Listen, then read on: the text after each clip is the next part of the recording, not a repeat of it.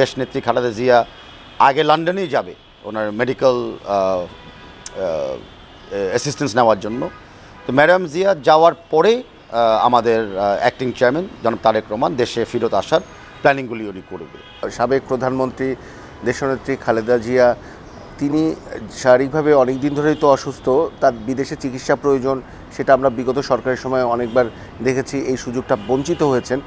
এখন যখন সুযোগ আসলো, আমরা ডেডলাইনও মোটামুটি শুনেছি যে ফার্স্ট কোয়ার্টারে মানে তার দেশের বাইরে উন্নত চিকিৎসার জন্য যাওয়ার কথা, এই জানুয়ারির এবছরের শুরুতেই 10-11 দিনের মধ্যে। সেটার আসলে কতটা আপডেট? আবার অনেক সময় আমরা শুনতে পেয়েছি যে তার শারীরিক অবস্থা এমন না যে খুব দ্রুত উন্নত দেশ বলতে যেটা টার্গেট করা হচ্ছে সেটা ইউকেতে সেটা নেওয়ার মতো, মানে আপনি কি জানেন?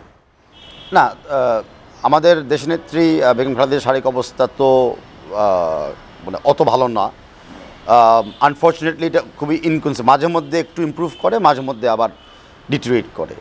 তো আমরা যেই জায়গাতে আমরা এখনও অপেক্ষা আছি যে ওনার শারীরিক অবস্থা যদি কিছুদিনের জন্য কনসিস্টেন্স থাকে তাহলেই উনি ফ্লাইট করার জন্য রেডি থাকবেন। কারণ আমরা এমন কিছু করতে পারবো না যে মিড ফ্লাইটে বা আকাশে উড়ার পরে বিমানে কোনো রকমের কোনো ডিটেরিয়েশন অফ হেলথ হয়। তো সেই জায়গাতে একটা বড় মেডিকেল টিম কাজ করছে। সেই মেডিকেল টিমে ইউএসএ ডক্টররাও আছে, ইউকে ডক্টররাও আছে, বাংলাদেশ ডক্টররা তো অবশ্যই আছেন। তারা 3 গ্রুপ মিলে ওনাকে মনিটর করছে। যখনই মনে করেন যে উনি ফিট টু ফ্লাই, 100% উনি ফ্লাই করবেন। আর বাংলাদেশ থেকে আমরা মানে যে কোনো তারিখের জন্য অ্যান্ড যে কোনো ফ্লাইটের জন্য আমরা এখন প্রস্তুত রয়েছি। বাকিটা হচ্ছে এখন মেডিকেল কমিটির এক সিদ্ধান্ত। বিএনপি যাকে নিয়ে স্বপ্ন দেখছে সামনের রাজনীতিতে, তিনি তারেক রহমান, তিনি লন্ডনে আছেন। তার ফেরাটা নিয়ে আমরা অনেক সময় বাধা হিসেবে দেখি তার যে মামলাগুলো ছিল, যে মামলাগুলো মানে নিষ্পত্তি অর্থাৎ রায় দেওয়া মামলাগুলো ছিল, সেগুলো একটা বাধা ছিল। কিন্তু এই সরকারের সদিচ্ছা কেমন থাকছে বা তার ফেরাটা কবে, মানে সেটাও তো একটা জনমানুষের আকাঙ্ক্ষা। মানে তারেক রহমান সাহেব কখনো মানে দেশে ফেরার ব্যাপারে ওনার কোনো দ্বিমত ছিল না। উনি যখনই ফাইনালি সুস্থ হয়েছে, আমরা সবাই জানি যে উনি কারাগারে নির্যাতিত হয়েছে। তো কারাগারে থাকা অবস্থায় কিন্তু ওনার হিউম্যান রাইটস ভায়োলেট হয়েছে, শারীরিকভাবে ওনাকে টর্চার করা হয়েছে। তো সেই জায়গার থেকে উনি যখন মানে মেডিকেলি ফিট হয়েছে তখন থেকে উনি কিন্তু দেশে আসার জন্য প্রস্তুত ছিলেন। কিন্তু অফকোর্স ন্যাচারালি ওনার জীবনের উপর একটা হুমকি ছিল। বিগত সরকারগুলোর আমলে আমরা অনেক গুম দেখেছি, অনেক এক্সিকিউশনাল কিলিং দেখেছি, জেলখানায় অনেকে মারা গিয়েছি।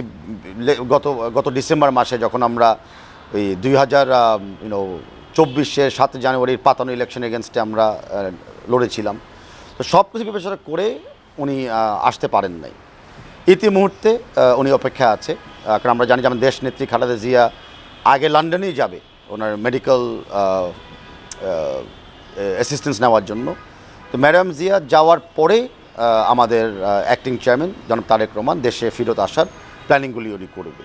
কিন্তু কবে করবে বা ফাইনালি কোন মাধ্যমে উনি আসবে সেটা আমি এই মুহূর্তে এই তথ্যগুলো আমার কাছে নাই। তবে ওনার ইন্টেনশন অতি শিগগিরই আসার জন্য, মানে উনি অপেক্ষা আছে 2-1টা ইস্যুজ আগে সর্ট আউট হোক। আর বাংলাদেশ নিয়ে তো উনি আর ভাবলে হবে না, বাংলাদেশ কিন্তু একটা ইন্টারন্যাশনাল দেশ হয়ে গেছে। এই মুহূর্তে অনেক কোঅর্ডিনেশন করা হচ্ছে ইন্টারন্যাশনাল লেভেলে, কারণ বাংলাদেশের সাথে আপনারা জানেন যে মিয়ানমারের অ্যান্ড রাখাইন স্টেটের একটা কাইন্ড অফ একটা খুবই কনফিউজিং, কমপ্লেক্স এবং প্রবলেম্যাটিক স্টেটে আমরা চলে গিয়েছি। তো বাংলাদেশের পজিশন কী হবে, বাংলাদেশ মিয়ানমারের ব্যাপারে অ্যালায়েন্সটা কী হবে বা এগেনস্টে কী হবে, সব কিছু নিয়েও কিন্তু এই মুহূর্তে উনি বিবেচনা করছে, অনেকের সাথে পরামর্শ নিচ্ছে এবং রূপরেখাটা তৈরি করছে।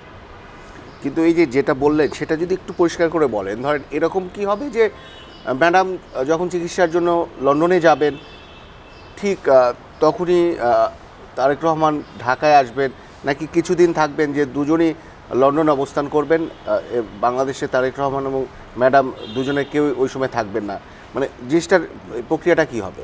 না, পুরোটা ভেরি সিম্পল। আমাদের দেশনেত্রী সিন্ধুনি চিকিৎসার জন্য যাচ্ছে, তো ব্যক্তিগতভাবে তো অত্যন্ত জরুরি যে ওনার পরিবার ওনার কাছে থাকে অ্যান্ড পরিবার কাছে থাকতে চায়। তো উনি চিকিৎসা শুরু হয়ে গেলে মনে করি তারেক রহমান সাহেব আসার প্ল্যান করবে। বা যেটা বললাম, চিকিৎসা বা ম্যাডাম জিয়ার ভিজিট টু লন্ডন মুখ্য বিষয় না, মুখ্য বিষয় হলো দেশের পরিস্থিতি। দেশের রাজনীতিতে উনি মানে এসেই এমন একটা মানে সিস্টেম তৈরি করতে চায় না যেখানে বর্তমান সরকারের উপরে কোনো একটা চাপ পড়ে আসে। উনি দেখতে চাচ্ছে যে দল হিসাবে আমরা সংগঠিত হয়েছি, রাজনীতিক একটা ভালো পরিবেশ বাংলাদেশে বিরাজ করছে, নির্বাচন প্রক্রিয়াটা সামনের দিকে আমরা এগিয়ে যাচ্ছে, যেন উনি বাংলাদেশে এসে উনি বাংলাদেশের জাতীয়বাদী দলকে লিডারশিপ দিতে পারে আগামী নির্বাচনে অংশগ্রহণ করার জন্য। এবং যেটা আমরা বারে বারে বলছি যে আমরা আশাবাদী যে উনি লিডারশিপের মাধ্যমে আমাদের দল জয়লাভ করবে।